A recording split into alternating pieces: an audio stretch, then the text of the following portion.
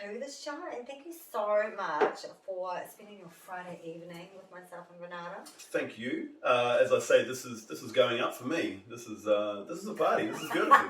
We've got the cheese platter, and we've got the zeros, and we've got the lovely lighting and lovely energy in your house. Oh, so thank you. Oh, that's cool. Oh no, it's our Friday night up for us too, isn't it? Yeah, we don't go out much. No. We need to go out more. I know. We're still going to go to that dance party though, isn't it? We're like old school girls. We're like the old school dance parties. What sort of old school?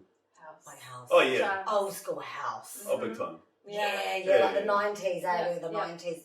Even the early 2000s, like when it was still that cool vocal house, really crisp summertime vibes, you know. Yeah. What was that one called that we're going to? London House Reunion. Oh no, Symphony. Symphony. Or in November is One More Time. Is that where they're bringing the early 2000s all back into different clubs? There we go. So all good. the actual original DJs play as well. Oh, wicked. I did it last year. 6 hours of non-stop dancing. Nice. Yeah. See, Awesome. because I left New Zealand when I was 17, so I moved out over to Melbourne, and so I didn't have any party scene in New Zealand. So all my party scene was in Australia. Oh and, my gosh, in Melbourne. Oh, it was epic. Like I went over there and I ended up scaffolding for a few years doing that. But then my very first, as soon as I turned 18, I started working at this club called Mercury Lounge in the Crown Casino as a bussy there. And my mate was on the bar back, and it was just a wild life for about like 10 years there. It was crazy. I was a promoter, and I was promoting all these top nightclubs in Melbourne, and ended up managing a lot of the clubs in King Street as well. And, oh my god! And so like that was good music there. So I moved there in 2006. So yeah, from about 2008 onwards was just like, and that was like the prime of like this epic house coming out. It was. Yeah. And is this why you've got because you've got a very powerful voice. I mean, you do auctioneering, and you're quite a presence, a strong presence, and you say that your voice energy, and you also say that you can come across as quite intimidating, but you like to use it to your advantage sometimes. So I read these things, babes. Do you know where that came from? So that came from the camera test before the Apprentice, and so they have these questions that they ask you, and then obviously they pass that on to the media. After you get in, and then the media take these bits from. So so obviously whatever they take from those camera tests, that's where that quote came from. So I think they would have asked. Oh yeah, no, it's fine. Like, I'll answer anything authentically, you know. So one of the questions was, so you know, do you find yourself, intimate, or however they put it? And it's like, look, sometimes I'm very observant. I understand my energy and presence, around people. So. And did you use it to your advantage? Well, I'm sure we all do, like. Yeah, we like So when did you decide you wanted to be an auctioneer? Like, where did that come from, that kind of, do you have people in your family that have done it? Or? Not really. I mean, I've got a very performing-based family. I used to do, musical theatre, and my dad still does plays. My uncle's in Les Miserables at the moment down in Tauranga. So they direct, and my auntie's a dance teacher, and so we were just always involved. My dad was on radio for a long time, and so it's always been that type of outgoing performance type. But being an auctioneer, when I moved over back to New Zealand from Perth, I was in the fitness industry, and I was just going through some bad stuff. But when I came here, I got into the real estate industry and became an agent, and it was all good. And then I remember my very first auction I ran as an agent. I was like, that's definitely me. And then so it was about a 2 or 3 year journey of just kind of going through the motions of being an agent and making sure I kind of went through that as much as I could. And then this opportunity kind of came when I was wanting to leave Harcourts, where I was, and Rob Tolp, who I now work with, who's a really good friend of mine. He's starting this company called Polo Auctions, which is an independent auction agency. Yes. And so basically I chucked everything in and just literally rode around with him for like 12 months, literally just learning from him, getting mentored by him, and hard. You go quite fast. Fumble over your words. Yeah, like how do you remember? Yeah, it's not that it's not that fast. it's not like the cattle auctioneers in America. I mean, those guys, that's like, you go to university for like 2 years to learn that rabble. What? But yeah, but no, so we're a little bit different. Obviously, everything we need to speak about needs to be clear and precise. But there's so much about the role that's I love, like there's the whole negotiating aspect side of things. Then there's the whole, really, really learning and reading people, body language and things like that. And then what to say when nothing's being said and how to fill, but not obviously, then it builds confidence and things like that. There's just so much to it that's encompassing that I truly love. But it's not necessarily about talking fast. It's precise, but it's more to it than meets the eye. It's kind of like, as Robert put it, rehearsed spontaneity, right? Like it's something that we've just gone over and over and over thousands of times. And then you just, you've got like a bag of one-liners that you can put in at different times, and then you're kind of always developing them. And then we've got the Auctioneer Championships as well, which we will go together and compete against each other. Oh, you won. Did you win? No, last year I got second. So that was my very first one. That was in the Rising Star division. So that's the up and coming one. And I was in the Opens this year, and I didn't place. But that's still good. You learn something every time. But that's where you just get really pushed with your math. You've got 6 judges, which are judging you as well. So that's all about everything. Your articulation. How you can coerce bidders, and it's really full on, and that's just you've got to get. That's where your math really sharpens. And you placed second. Last year I played. Yeah. That's phenomenal. Oh, I was bloody wrapped with that. Yeah. God, yeah. God. It's pretty cool they do competitions though. It is, yeah. It's unusual. Like I would not have. Yeah, exactly. Auctioneer. Yeah, it's full on, but it really pushes your edge and your of everything, because there's just so much to it. Look, it's all encompassing. I love it. The business is really growing now. Again, I get to travel out of Auckland every you're other all over day. the show. Yeah, exactly. So I get to go back down to the mountains, stay down there, and go to Cambridge and everything else in between. And your new pimping ride, right? Didn't you get pulled over within 24 hours of your new? I did. Yeah, I was driving back. Slick. Who are you driving too slow? Exactly. Sir, can you please speed up? I was driving it back from Tauranga, where I picked it up yesterday, and that's so exciting. Congrats on that, by the way. Yeah, congratulations. Oh no, I love that. I think it's cool. When you've been, driving around in whatever car, because you're driving. It's had a Lexus. Yeah, Lexus before. And then you've got the Mac Daddy Mer, which is like my favourite. 100%. It's just really nice. It's awesome. Yeah, I mean, it hasn't made me happier, because I don't find happiness in these materialistic things. But it's just nice. It's just a representation of gauging where you are, right? In the physical hard work level. Yeah, exactly right. But it's really nice to see my physical world manifesting as well as my inner world, because it's just a reflection of your inner world, right? And so going through my journey and everything like that to start now seeing my physical world kind of really evolving. Yeah, which is amazing. It's So, because on The Apprentice, because oh my gosh, that final interview with what was her what was her name? Anna Malbray. Yeah. Holy shit! Yeah. She is a boss. But she's freaking awesome. I was watching her going, holy cow. She's like a triple threat, this woman. She's so intelligent. She is a boss-ass woman, and she's hot as hell. Yeah. And she just, I was so intimidated watching her, the way she was interacting with you guys, just like, oh, she makes me so nervous, and I'm on the screen, being in that interview with her. How was it?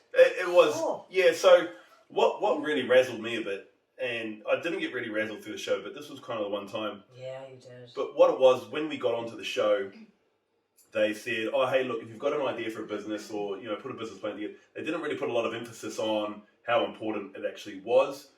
So I had an idea for a bit of a corporate breathwork company, which I, was mulling over, and I was like, cool, I'll put that down. Spent probably 2 or 3 hours on it, but I put some good financials down, and there were a few other things, and it was written really well. And then you hand it in, and then you never see it.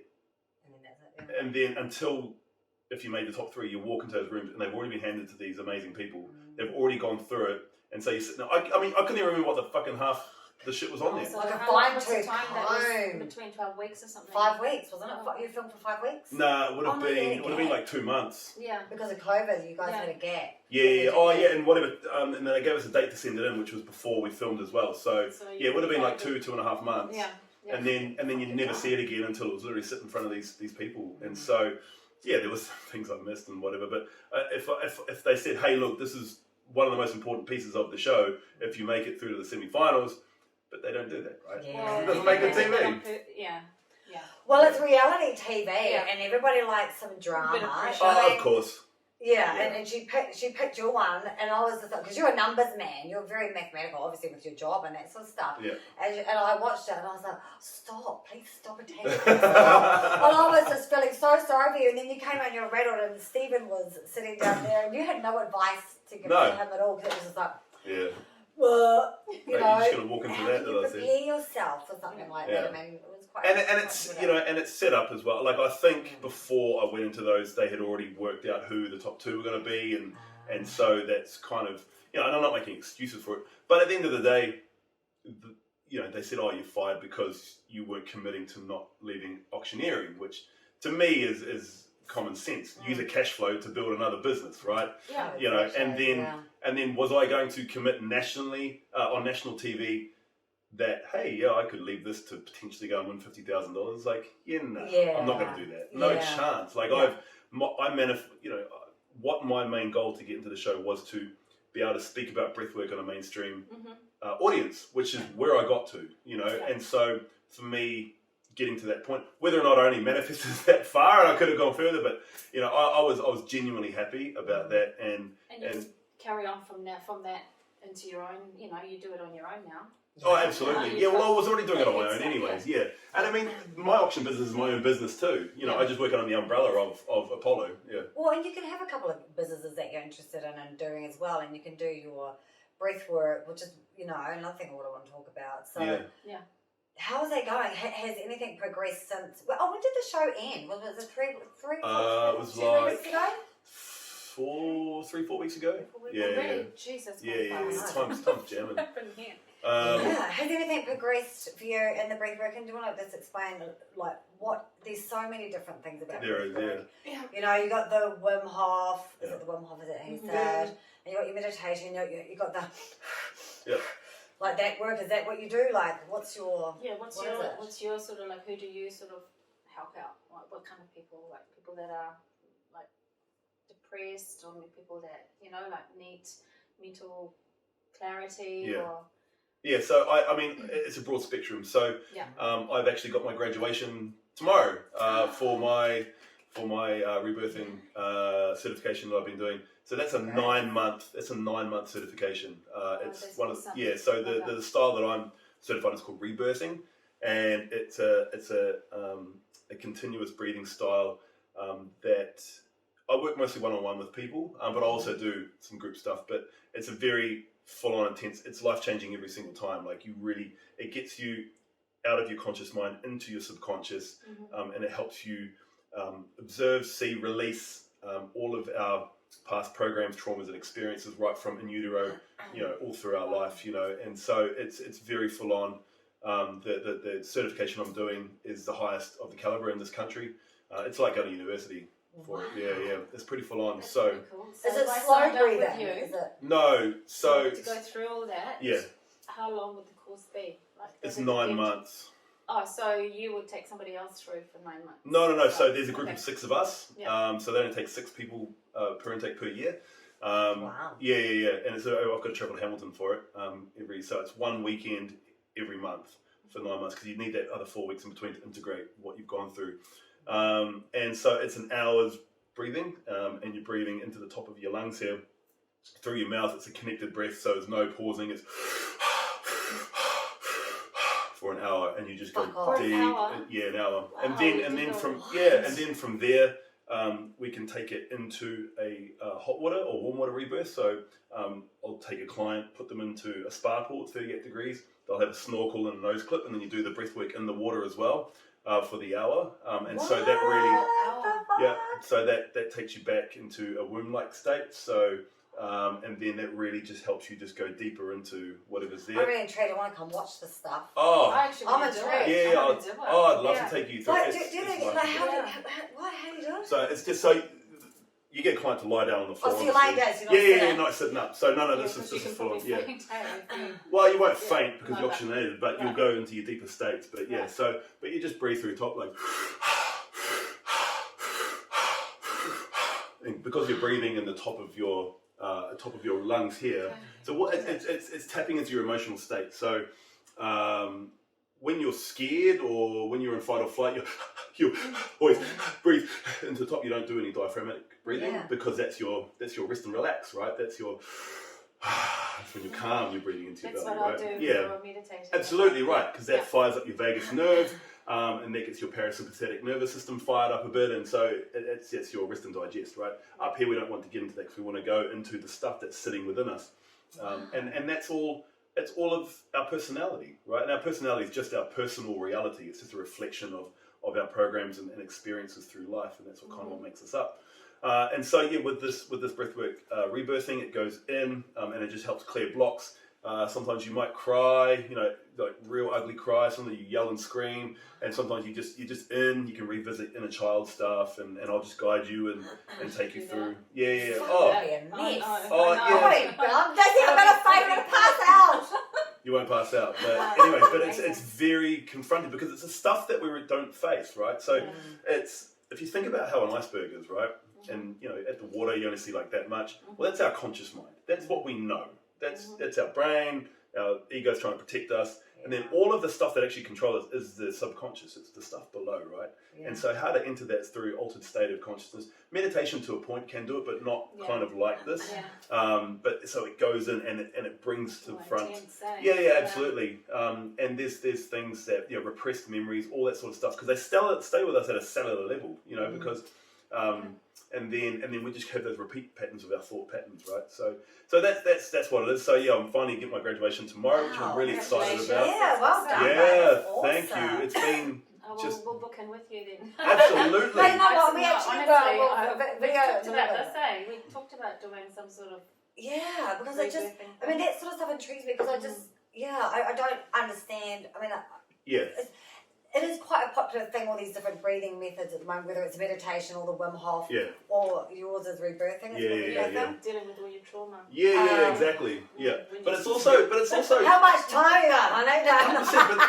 Like I like to say, like one session is probably 5 to 10 years worth of therapy, right? Like one session, that's how far and deep into the stuff you go. So you sit there. So say for instance, Renate and I came in, and we were laying on the mat. And it's just us three, and I don't know how to breathe that fast for that long. Is that what you coach? I'll coach you, guide you. Yeah. And I'm intently watching your body for your changes and things like that, and because the body's got really, really, really good ways of disengaging, so it'll slow your breath down. You won't even know you're doing it, or your lips will start to close. Because it doesn't want to. Because you're technically killing parts of yourself. Because once you observe them in your subconscious, then it becomes conscious, right? And then there's nowhere for it to hide.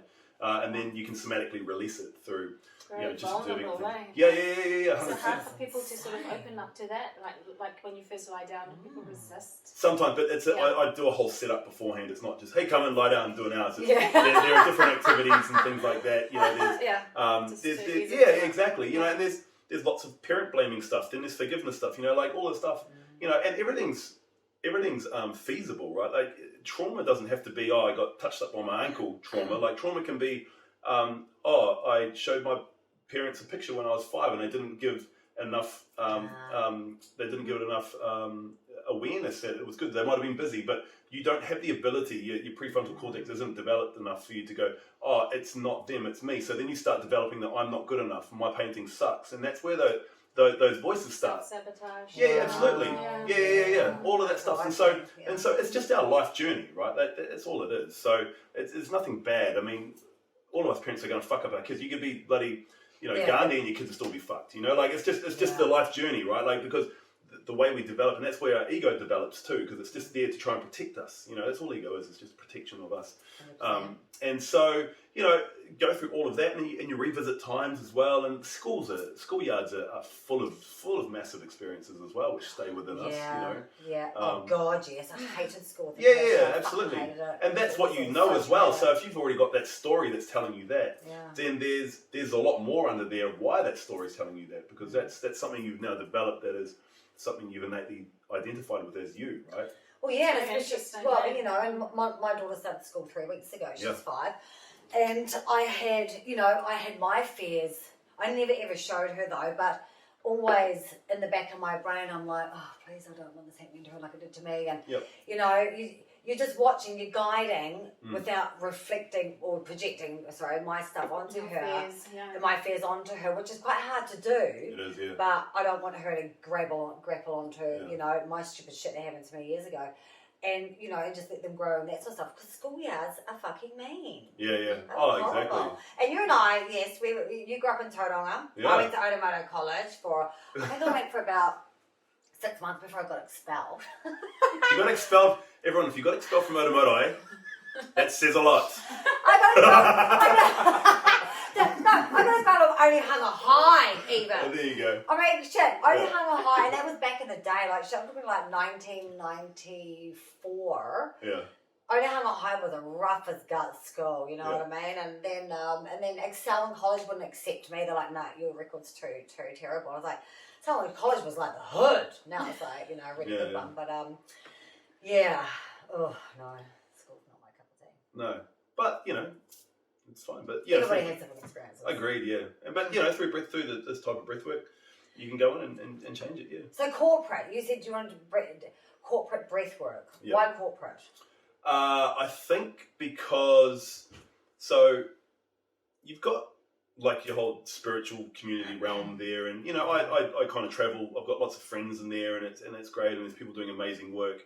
I just find my now interpretation of kind of life and things like that is we live in this matrix, right? You know, so it's just understanding the rules of the matrix, because we're all governed by the rules of this reality, whether we like it or not. But it's still just trying to learn and understand those rules so we can bend them to try and, you know, create and manifest the life that we want, right? And so there are decision makers in this matrix, and decision makers are genuinely the ones who are the leaders and owners of companies and corporations and things like that, and they're at a hierarchical level where people are under them. And so why corporates, why business? Because I feel that that's the best way to try and reach as many people as I can, because of, you know, everyone goes to work to make money to do this, and they have to, you know, and that's fine, that's great. And if you can get the decision makers at the top to kind of go with it, then it filters down a lot faster. And I just feel that it's more, it's such a mainstream, you know, the people that were sitting at home watching reality TV, you know, are the ones who don't know about any of this stuff. You know, it's easy to go, you know, some friends of mine set up a beautiful venue called the Holistic Hub over in Oraki there. You know, and I go there and help out. Yeah, 100%. So they're all really good friends of mine, and they're doing amazing work, and you know, they're doing such great things. But I feel my personal journey is just out to try and spread this to people who don't understand or have never even heard of it, you know. And so, and then the true power of it, and that's why I've gone and really delved deep into doing this particular course, and, you know, got accepted and done all that, and gone through that, and gone through my own shit as well, so you can really, you know, take this to people. That's really amazing. Yeah. No, I like that. It is, but there are a couple of things that come from it, from being on the show and speaking about it. There was a lovely lady called Mel, so she owns a company called Wellness Retreats NZ. She's been running for about 7 years, and she's already in that space doing it, but not necessarily breathwork. She does meditation and yoga and things, and runs through all of that. She reached out and said, I've been wanting to incorporate breathwork into it, and so awesome. So I sent her through different things, and anyway, so she was putting a pitch into a company in the city a couple of weeks ago, and she's had a breathwork, and it's been accepted. So I get to work with them, and and just lots of people just reaching out on my social media. Hey, what is that? And that was exactly what I wanted, just people to ask the question, you know. So after my graduation this weekend, I'll create a bit more of a foundation. So I'll set up a website and just some different things like that, because at the moment I'm just kind of doing one-on-ones where it kind of calls and it fits and aligns. But I'll certainly set that up a little bit more, which will be. We'll keep her up. No, I have for a we're definitely keen to. I think we actually should, and I know we do say that, but I'm keen to that sort of stuff. We've actually spoken about that we want to do things like this. Experience. It was, and you can't describe it without experiencing it. It's just one of those things, right? Like, because everything is so individualized as well. You know, I can tell you how it feels and whatever, but until you actually go through it and you really feel the power of your own medicine, it's such a powerful tool, you know? Is there any, like, has anybody had like negative side effects to doing something like that? Like, is there such a thing as a negative side effect to breathwork or No? anything? No, there's No. just No, I mean, like during the process, there's some very painful bits, and sometimes physically too, because your hands get all kind of nutted up like this. But but once I coach you through something, you actually release it. It'll actually just go. But I mean, your body's just really going alkaline, which is not a bad thing either. Our bodies our bodies are blinking amazing what they do and the trauma that they go through. Things. It's just knowing how to do it. Yeah, it is, and it's literally just pulling you back into your body, because we do so well at getting out of our body, getting out of our body, going into this mind that we identify with, we think is us, but it's not. And so much more. We can go into our body to do our healing, and then everything kind of just, you watch everything around you, kind of just becomes synchronistic. Okay, so on The Apprentice, I want to have a little bit of gossip about The Apprentice.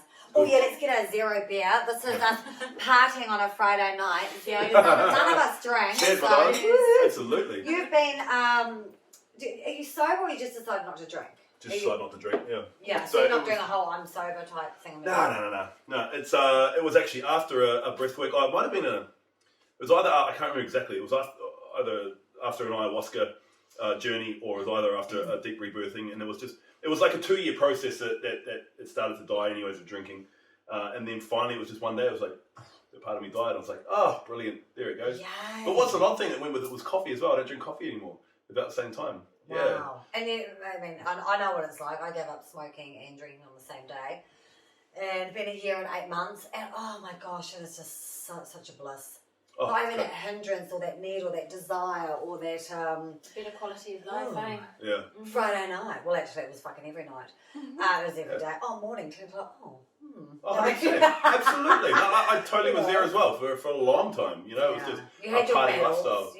Your battles with big time. And drugs. Yeah, and was that over back in Australia, or was it? Yeah, mostly. It was Canada as well. Like it was just a lifestyle, right? Like I look back now and it was the party scene. If you're a promotions manager for clubs and bars, I don't know how those kind of became part of your territory. day. It does. Humanity sort of thing. Oh, absolutely. It's just like start racking up on a Thursday and finish up on a Monday. I'm on a Monday, like. But looking back now, isn't it amazing how much better you feel? The thought of it gives me anxiety. Like the actual thought of ever having alcohol again triggers immense anxiety. Like I don't even think I could ever stomach a sip anymore. Yeah. That's good. Yeah. That's really good. See, for me, I think like if I went, on an island holiday somewhere, would I enjoy a couple of cocktails around the pool? Probably. Yeah. But is it my thing? No, it's just not. And it's just.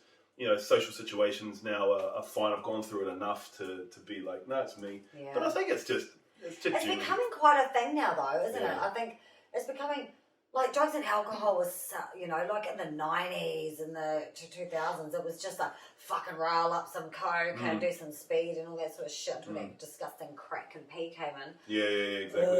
And it was kind of the thing. Whereas now it's kind of cool to not drink and not do drugs. And so many people are turning to a more sober lifestyle. I mean, it does come, a bit later in the years. People are waking up, because it stops you in your tracks. And one drink sets you back like 5 days. And I just feel my energy, my vibration, it just lowers instantly, And it does me no good because then I can't manifest, what I want in the world. But... but again, it's still, I haven't turned into an identity of I am a sober person. It's just, it's just that part of me isn't part of me, that I have. And it doesn't, I don't have anything that I want to go and do it, I'm the same, I'm like a non-drinker, but if the opportunity came, I wanted a shot of tequila. Nice. Yeah, you were just like one or two or something. But I've only ever been drunk in my life once, and it's when I was 19 years old. Wow. Are you kidding? Yeah. Once? Mm-hmm. Really? I've been tipsy a few times, but no, really like drunk. Yeah. Wow. Imagine having that as a story. Like, oh my God, I couldn't. Like, it just was such a big part of my life for a long time, and I couldn't. Same. I'm the opposite. Yeah, exactly. It's crazy. Wow. I've never had a desire to drink. It's amazing. My friend's mum's never tasted alcohol ever in her life. I used to always try to force her, go on, just have a glass of bubbles, babe. She goes, I have never had a sip of alcohol. I'm like, fuck, that's insane. And when you're teenager? Nothing. I was like, Yeah. wow. Well, you think about, right, like our first birthdays in New Zealand, well, and Australia to a point too. What are you doing at your kid's first birthday? Everyone's coming around and getting on the piss, right? Like, what hope have we got? That's what we're looking at and absorbing, even from that. It's just so ingrained in us, The 18th and the 21st and kids and like those drinking in vortexes now. And vortexes? What's that? Spin the bottle and they have like a little tornado going down your throat. Like they. Oh, that sounds freaking hideous. I know, my kids do it just with water. Yeah. Oh, but we used to do funnels. We had a big funnel topic that's first. what I was thinking of. Funnels, we had a yardie. God, my 21st went for 3 days. Yeah. But no, it's I ended definitely up changing. in the bushes, fucking off my tree in my cocktail dress. Don't remember shit all. I In the bushes where I ended. I'm glad you're still here. I've had quite a few ends up in the bushes. Fucking my head twisted down. Oh shit! What the fuck? Oh, okay, that was fun. I think. Yeah, exactly. Yeah, you think. I was dressed as Hunter S. Thompson for mine, so that's that's. What's that? You seen Fear and Loathing in Las Vegas? Mm-hmm. Yeah, Hunter S. Thompson was like the Dr. Really? Gonzo of writing in the 60s. No, that's with Johnny Depp. Yeah. Oh, I love Johnny Depp. Maybe I have. I can't remember. It was one of my favourites. Yeah. It's a crack up. I love the Apprentice. I've gone off track because I want to talk about the Apprentice just for a little bit before we talk about something that we don't ever talk about on the show, and I vowed I never would, but I'm going to go there because I feel like because you love wanted it. to talk about Well. So, out of the Apprentice, so you filmed for a couple of months. Mm-hmm. What was your highlight out of the whole time you were there? Is it one thing in particular that has really set the bar for you, or you've come away going, fuck yeah, man, it was awesome? Good question. There's a few. I mean, I think just the whole experience in general, like the way that I went into it, just going, hey, look, this will be some really amazing unknown situations with pressure on, and oh my god, Alexa, shut up, Alexa, got my alert going. Reality TV. There we go. Oh, the timing of it. I got no idea what she was reminding me of either. Whoops. That's all right, we'll check it out after. Sorry. Oh, no, that's all right. I love it. Makes it part of the chat. See, this is what I love about this live podcast. So good. We were trying to get her to do something before you came, and she wouldn't listen. No. Now she's just talking out of. Sometimes I want to punch Alexa. I'm not a violent person, but sometimes Alexa, Sorry, continue. So there are a couple of. Yeah, look, there's a few. Absolutely. So, like, some of the tasks were just epic. Just totally things I've never done before. The couple of the relationships I've made with people in the house, like, were just as awesome as well. Your friendships, Yeah. But I think it was the one thing that I really took away from it was just my own growth going to something like that, to hold myself through, because you're always on a level, right? And it was just amazing to see. And obviously, not drinking as well, obviously really helped. And most people were drinking in there, but really sticking to my daily routines, my morning practices. So if call time was at 7, I was up at 4:30 in the driveway doing my breathwork, doing my meditation, doing my bodyweight workouts in there. Holy shit, for real? Yeah, so that's why on every episode you never saw me in bed, because I was always up before they did that, because I wanted to have my own time in there. And that's why, when they caught me training, like I was actually training, or I'd just finished. That's why. Yes, you do have a very good physique. I didn't mind telling me. I was like, it's a very nice body, babe. Kyria today. Because Kyria is amazing. Oh, those are great photos, weren't they? We're like, damn, you're hot there, babes. Yeah. Thank you. Yeah, it was so much fun. So much fun. It was. I think that was the main takeaway there, was just going to this with no phone, no internet, no nothing. It was a really amazing disconnection. Really, really nice. Did you have any low points at all during, like, where you wish that you were home? Or... No. I'll say that very unequivocally. No, there was no points. So I was like, get me out of here, because it was such gratitude for such an amazing experience that was just so unknown. So because of your whole mental way, like. Yeah. You looked at it. Made it easier for you to definitely. get through, Yeah, 100%. And you were very active on whose podcast were you on every week? Max. Yeah. Max. Yeah, so he was a really nice guy. So I met him. I met him at a, what would you call it? One of those networking event nights. I went with with a friend of mine, Sarah, and he just popped in. He's like, "Oh, hey, you're Mike off the Apprentice." Yeah. Anyway, so I had a nice chat with him, and he'd like just gone through cancer and gone through all of that. So I really love interacting with people who see life when they've gone through, something like that. And he's like, "Oh, mate, do you want to catch up for a coffee tomorrow?" I said, "Yeah, why not?" And literally, he lives like 1 minute around the corner from me. And then had a coffee, and he goes, "Oh, hey, do you want to pop over? I've got a studio in my house, and we'll do a bit of an interview." So yeah, why not? He seems really cool because I watched a few of your podcasts with him. Yeah. He was totally down to earth. He seemed like just a really cool, laid back dude. Yeah, he was. Yeah, but he just asked, but obviously, he worked a bit in talkback radio and things like that. So he had the skills to be able to hold an interview too. So, but that was really nice. I really liked that because it was just a way for me to be able to then speak about the actual context of the show. How many people watched it? Who knows? But it was just nice because there was something. I mean, in my vision, there wasn't a whole lot of like editing per se. There was just a whole lot of stuff that was taken out because there's 3 days of filming to put into a 45-minute show. Yeah. And so they have to pick storylines and run with it. Wow. And then there are a couple of things, sometimes they might add a facial expression from somebody after saying something to change the context of a sentence. Sure. The biggest one I found that they really edited was the one where we took the old folks around on the bus tour. Oh. So they really chopped up that one and changed it around a bit. With it? Like it? Yeah, they just stay edited. That's the biggest one I found was that they're mostly edited, and there was a few here and there, but nothing too full on. But yeah, it was an exceptional experience. No real low points. Yeah, it was good. It's good. Yeah, I could imagine being stuck, in that environment. For some people, it would be quite hard. It was. There some people broke down and cracked. Some people really put it on. But I think something like that, I talk about it. It just magnifies who you really are, because you can't run away. If you talk shit about somebody on camera, or you talk shit, or you gossip about somebody, you all live together, you're all then you're all in competition with each other, and they move things around, and there were a few people on there.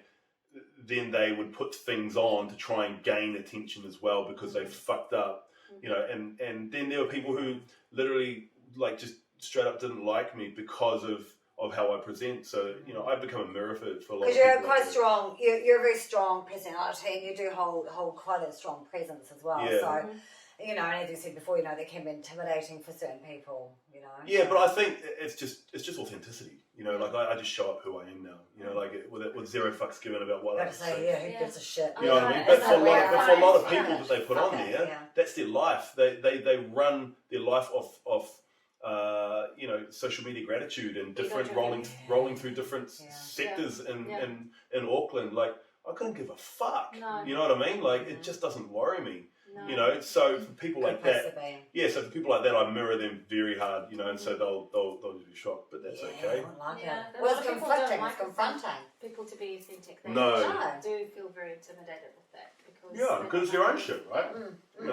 So and then they try and reflect their own shit onto you to try and. Yeah, I agree. Down because they can't stand that you're so happy and or that it's like, what if I ducks back if somebody insults you or somebody says something about you? So what? Who gives a fucking shit? Yeah, because it's all your stuff. It ain't mine. Yeah, it's a reflection of them, isn't it? Agreed. Absolutely. Yeah. So that was fun and interesting. And you just can't escape it. And so these people, they might gossip a little bit, but then they can retreat to their house and then go away. Then it kind of like drifts off, and they might see. So who knows? But and it's like there's no thing as keyboard warriors in there because it is right there. You know what I mean? And I mean, with social media, everything gets taken out of context. Of course it does. Fucking everything. Like, you literally have to micromanage what you say. Like, I don't post bugger all on social media. I don't post my opinions. Yeah. Because everybody's just a fucking asshole on there, and who will just come at you and go, what? You're this, you're that, you're that. And it's like, Jesus Christ, fucking hell. Yeah. It was just an opinion, you know what I mean? And everyone's got their right to really have an aggressive. But people still try and take that away by saying that it's wrong. I don't give a shit if you disagree with me. That's awesome you disagree with me. Yeah, agree. Doesn't mean I don't like you. I still love your face. Yeah. We just don't agree on that conversation. But people don't like people... confrontation in that way. Yeah, and that they can't have a proper discussion, a disagreeable discussion, and still like that person. You know what I mean? And I love debating. Oh, it's amazing. I really it is amazing. I wouldn't do it on social media. No. Which brings me to the conversation, like when we first started Unscripted, we were like, okay, what are the conversations we are not going to discuss because, the conflict and being political, which was, one was COVID. Yep. Religion. Yep. And politics. Yep. Once again, we all have our own opinions, and I have no problem with anybody that disagrees with my opinion. Yeah, agreed. Renate, exactly the same. We all love a healthy debate. However, the fact that we are on social media, you're in the eye to get really slammed, and not in a very positive way. We've had a little bit of stuff in the past and stuff, so we are very careful. But in the questionnaire, you said there are a couple of things you want to discuss, which was mental health, which we love talking about mental health. Beautiful. Because it's so relevant, and it's a horrible thing that we all have been through and experienced. And the other thing was COVID. Yeah. And you said you've got some strong opinions about it. So Renate and I discussed it and thought, oh, beautiful. Yeah. What is your view? Yeah. What's your feels? What's your view? Look, I think you're exactly right. We all have opinions, right? And it's not up to anyone to enforce your own opinion and will onto others. It's just you have the true right and your sovereignty to be able to have an opinion and thought on something based off your own anything. It's based off your own calling, based off what your own information is. So, but the whole COVID thing, look, it's something I don't speak about publicly because it's just my own personal opinion, like lots of other things. But when you wrote that question, like, what do you have strong opinions about? Well, I do have strong opinions about it because it affects all of us. Like it in a way that I think a lot of unwoken people will just kind of just adhere to without thinking about it, which is that then duty of people like us who are out there and putting content out to then go, hey, just look at it from this point of view, not hey, this is what you should be doing, just this is another way to look at something. And the whole COVID vaccine rollout and the whole COVID situation,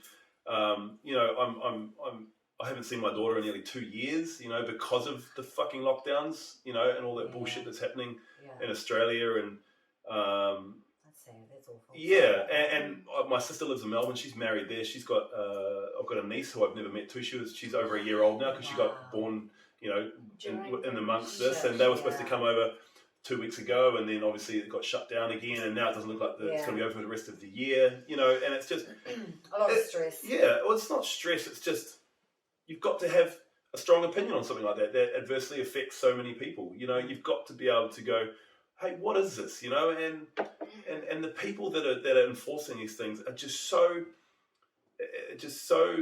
misinformed and so truly running from a place of fear that it just does nothing to help the lives and mental health of people, and it's making it worse, isn't it's it? absolutely making it worse. I 100% agree on that. I mean, if I don't watch the news and I don't have any news articles on my social media. I haven't done that in years. Yeah. But every now and then something will pop up that you see. And there was actually an interesting. It was a news anchor in America. I can't remember which news channel. And they were talking about the lockdowns and the martial law basically in Sydney. Which is an absolute joke. And they were actually going, it just doesn't work, and if the Americans are saying something doesn't work, I mean, they're open up.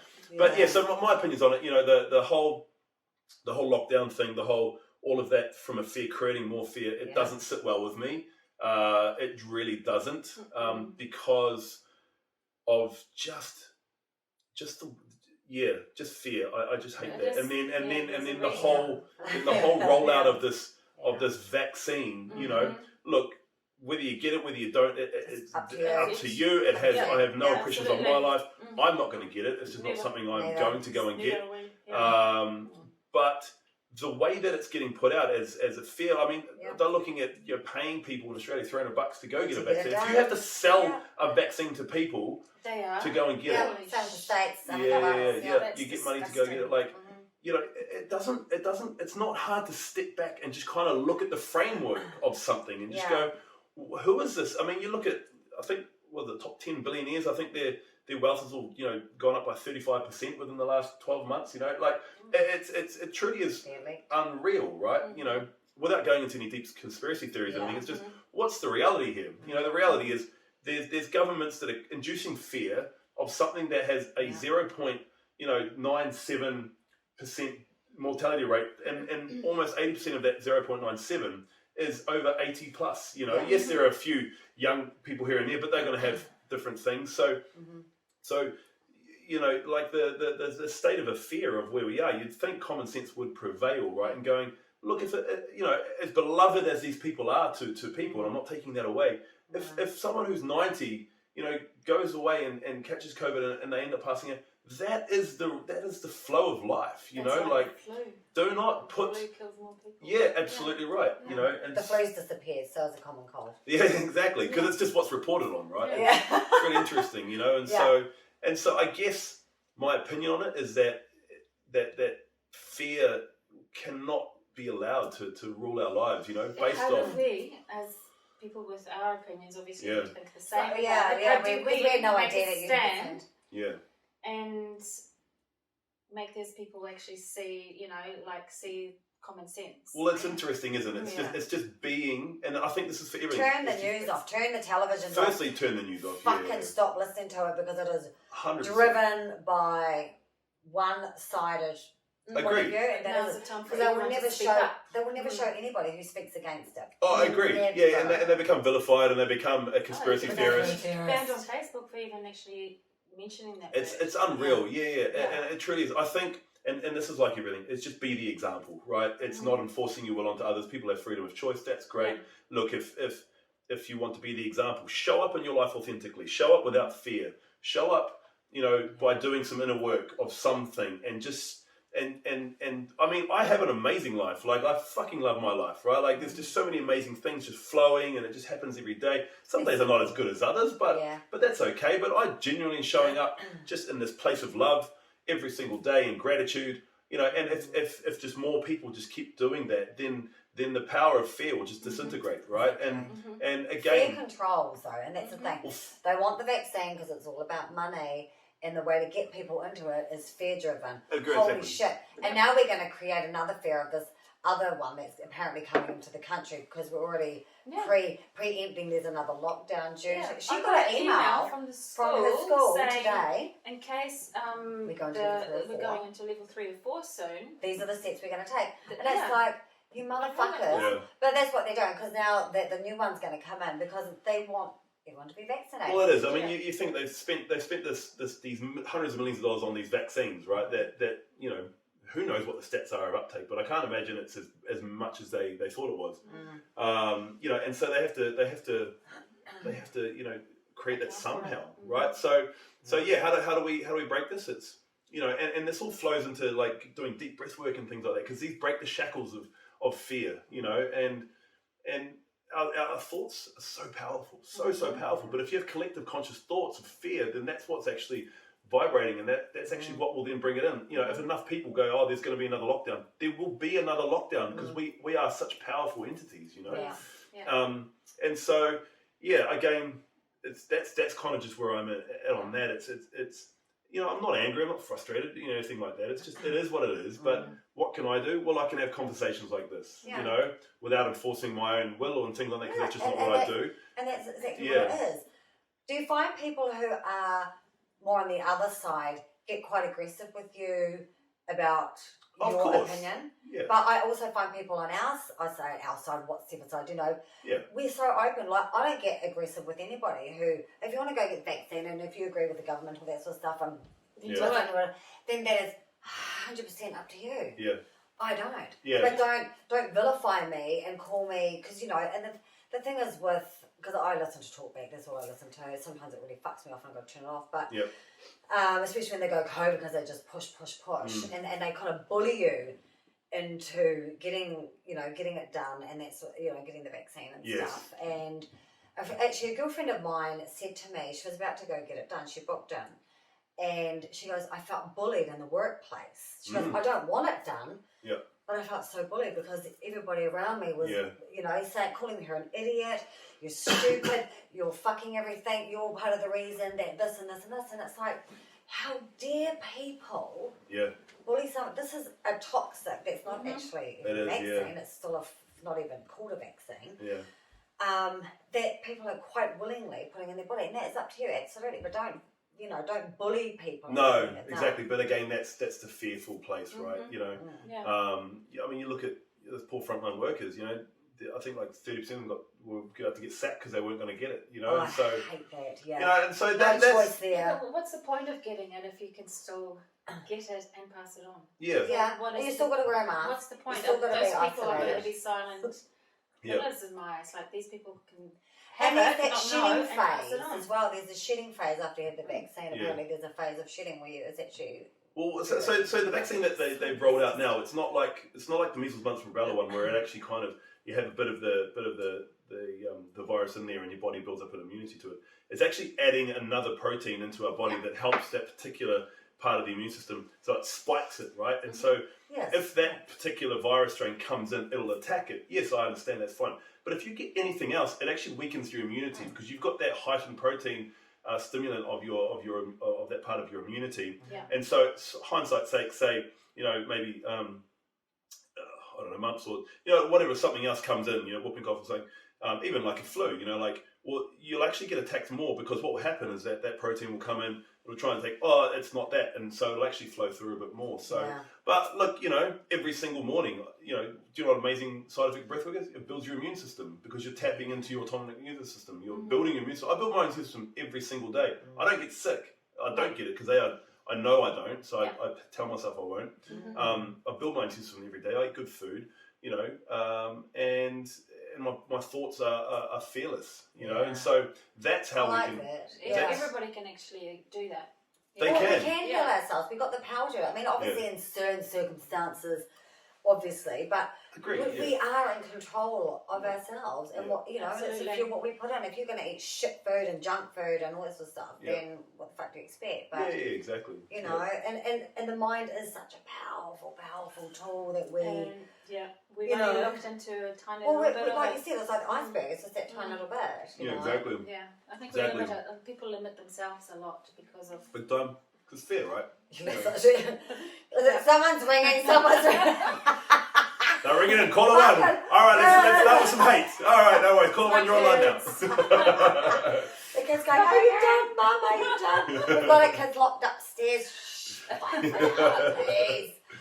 And it's nice to be able to have conversations with people without getting aggressive. It is. Without judgment, being judgmental. I don't judge anybody that says anything different. I'll be honest, it scares me. Like when my friend got hers done, it did scare me. I was worried for her. Just so worried, Look, I think we can emphatically say that it's the people that get adversely affected by the vaccine will. There's something going on in their body anyways, or something like that. It's not going to necessarily kill a bunch of people, by getting this vaccine. I mean, it's going to be safe at that point, right? Yeah, but again, that's still just pick and choosing reporting too. You think about how many millions of people have had it and what actually small number are being adversely affected by it. I'm sure more people die from eating bloody Panadol, but they don't report on that, right? And that's you can go and buy that over the bloody pharmacy. So it is not buying into that side of things either. So you can probably say, look, what are the long-term effects? Well, we don't know. Is it going to kill you? Probably not. Just as if COVID's not probably going to kill you. Is it going to birth other viruses and things? Probably, because it's weakening the immune systems of people who are taking it. So. It's just looking at kind of the reality of it. It's not being afraid of it, but if it's something that you feel you're called to go and do, great, go and do it. I empower you to do that. That's fine, because if that can help you feel fearless, then great, because the body's very powerful, and so that helps. But that's great. But my choice is not, but it's to also have my due diligence and understanding of what's going on without watching the news. It's like, well, how do you find those sources too? So. And I think that's a massive key point. Stop watching the news, turn off all that shit, because then you are so, you stepped away from it, and then you actually just start looking at other points that you can investigate, and then you just start getting a much clearer understanding. It's like, but also go with, you can face. You can tune into yourself and know what's wrong and right. Oh, exactly. You can tune into yourself and know. My gut tells me a lot. Do you know what we should do right now? I'm going to take us through my one round of my morning breathwork that you guys can do. Okay, it's really before simple. we sign off. Okay. Yeah, so I put this one together myself. Okay. Oh my gosh. So it's really simple. Do it sit straight. Yeah, you sit up straight. You can lean back. It's fine. So it's just 11 breaths. Yeah. And we're breathing into our diaphragms here, and then on our 11th breath, we're going to breathe all the way in. hold, and then just relax your shoulders, and then after about 5 or so seconds, we'll go blow it all out, hold, and you just sit there. And Without breathing. Without breathing, we'll just sit into it. Fuck. I'm a real shallow breather because I've suffered years of like anxiety and stuff, so I've like so used to being very very shallow, so I'll probably be like very. So I'll go through a couple, just watch me, and then I'll guide us all through. Okay. So it's 11 breath size. And on the 11th one, we're going to go. And then go. And then just hold. Okay? Okay. But don't stress about the full massive breath. Like, please do not call me while I'm doing this. Yeah, it's okay. Alright, so I'll guide us through. So this will be quite. You'll feel a state change instantly. Like, it'll be quite beautiful. So maybe we'll do 2 rounds and we'll do it from there. Okay? Yeah. Alright. Do I breathe through our nose or mouth? This one we're going to breathe through our mouth. Okay. But if you want to breathe through your nose and mouth, So that's just fine. the mouth in and out of the mouth. Yeah, exactly. But deep into your diaphragm. Okay? Yeah. Okay. Alright. Cool. We're going to go 11 breaths. Let's go.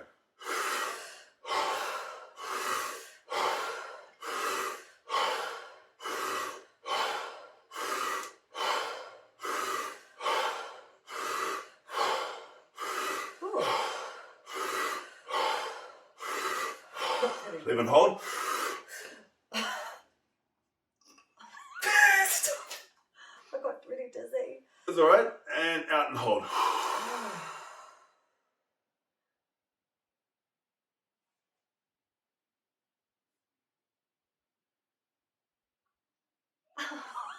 And then we'll go 11 more. Let's go. Holy fuck, I'm spinning. Oh yeah. Alright, ready? Let's go 11 more.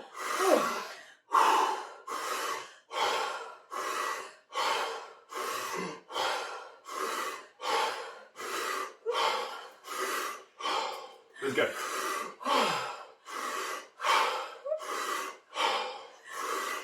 Live and hold. Let's go. Big breath and hold.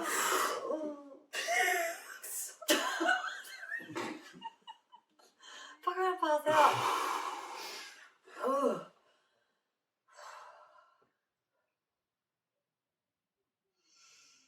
Well, there we go. Oh my god, I was spinning. Fuck, I'm like so lightheaded. Because I was picturing you like. Is it alright to get that lightheaded? Yeah, I'm so dizzy. Yeah, right. I know. You're alright. Oh shit. Did you get dizzy? I'm still A dizzy. little bit, yeah, but I do this. Yeah. Like I'm still dizzy. You know how you breathe for so long, eh? With it at the end, you don't actually feel the need to breathe. Yeah, exactly. Yeah, you're in. Yeah, Because you oxygenated your body, right? Yeah. It's good. I'm still dizzy. I know. Holy shit. I think it was like the third breath. I'm like, oh fucking shit, spinning and my eyes are closed. That's amazing. Why do you get so dizzy so Imagine quick? when you Do do it you without get dizzy? cracking, not laughing. No, not like that. I just go into my body, but it's but, I mean, God, I've been doing it for a while now. Yeah, but it's powerful stuff. That's just a state change straight away, you know. But if you do that every morning, What does it do? So if you do it every morning, oxygen so to the brain, you just do everything much lighter. is it oxygen to the brain even though you feel like you're going to faint? No, so I mean, it's not necessarily just oxygen to the brain. You're oxygenating your body, right? Yeah. So it's the lack of carbon dioxide that kind of alkalines your body, right? But my feeling is that you're actually a bit out of your body, and so this is actually bringing you into your body, and so that's what you're actually feeling your body, kind of. Being an anxious person, you are very. You're in your mind, right? So you were anxious about actually doing 100%. it as well, yeah. Yeah, so it's pulled you out of your mind and into your body, right? And so that can be the dizziness effect. You know, that can be, the egoic mind. It can be like, what's going on here? I'm not in control anymore. You're actually taking control back of yourself. And then the pauses. Exciting. Yeah, exactly. So, even if you just did like 2 rounds in the morning, like 11 breaths in, hold, let it out, hold, do another round, and just start from there. I mean, so there's major side effects. Your immune system's being built. You're kind of releasing what any kind of emotions are kind of popping off. Sometimes you might cry, sometimes you might laugh, like there's just things that are just sitting there. And it drops your anxiety levels down, like instantly. Well, actually, since I don't drink, I barely have anxiety, but I have days of it. Let's do it. Okay, I'm going to do that. And we will book in with you. Yeah, we'll do one. We'll like soon in the next week or two. It's been on the cards for a while, actually. Amazing. It's such a fun time. And it's been a real pleasure to discuss something that we said that we never would discuss on here. And it actually went really nice. Sharing your opinion as yeah, well. thank you. Oh, beautiful. Yeah, thank you for bringing it up. It's always nice with a platform to. Yeah, very brave. You didn't ask me what my relation was with that, So you brought up, but obviously you felt into it and you felt safe enough to be able to bring it up, which is really nice. So, but what a pleasure! I can't believe that's the hour's gone. I know. See, having fun. But you know what? When we actually do this thing with you, the rebirth thing, maybe we can take a few snippets and film it so we can show people 100%, because the more, and even we can just do a sit and a speak about it after. It could be like a 10 share or something like that. The next couple of weeks. Let's book it out. Cool. Yeah, I'm down. I mean, well, we could maybe do a live after it or something. Yeah, that'd be cool. Yeah. And the progress of how we feel and what we're dealing with. I'm going to train myself up for it first. I'm going to start doing I'll do the 2 browns. 2 browns. 2 browns. Totally out of your mind there. It's good. Have another 0%, I love. Friday night. I hope you guys enjoyed our chat today. Yes, thank you so much. Thank you, Mike, for coming. Really appreciate it. And love, peace, kindness, and we'll talk to you soon. Bye. Alfie, turn the camera off, please. How good was it?